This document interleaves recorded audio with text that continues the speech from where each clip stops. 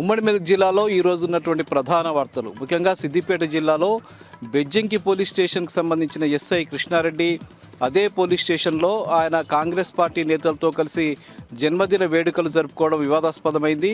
ఈ సంఘటనపై స్థానిక జిల్లా సిపి అనురాధ ఆధ్వర్యంలో శాఖాపరమైనటువంటి విచారణ కొనసాగుతుంది. ఆయనపై శాఖాపరంగా చర్యలు తీసుకోనున్నట్టు తెలుస్తున్నది. గతంలో ఒక వట్పల్లికి సంబంధించిన లక్ష్మణ్ అయిన ఎస్ఐ కూడా ఇదే విధంగా కాంగ్రెస్ పార్టీ నాయకులతో కలిసి జన్మదిన వేడుకలు జరుపుకున్న సందర్భంలో అతనిపై బదిలీ వేటు పడింది.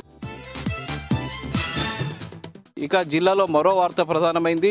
2 రోజుల క్రితం సిద్దిపేట పట్టణంలోని ఒక జ్యువెలరీ షాప్లో పట్టపగలు ఒక వ్యక్తి వెళ్ళి అందులో దాదాపు 8 తులాల బంగారు గొలుసుని దొంగిలించుకు వెళ్ళినటువంటి ఘటనపై కూడా పోలీసులు విచారణ చేస్తున్నారు. సీసీ కెమెరా ఫుటేజీ ఆధారంగా అతన్ని పట్టుకోవడానికి ప్రయత్నం కొనసాగుతుంది.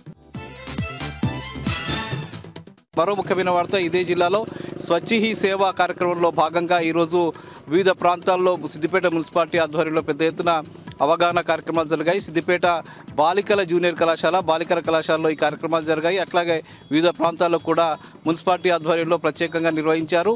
వారికి స్వచ్ఛత మీద ఉన్నటువంటి అవగాహన కల్పిస్తూ ప్రతిజ్ఞలు చేయించారు.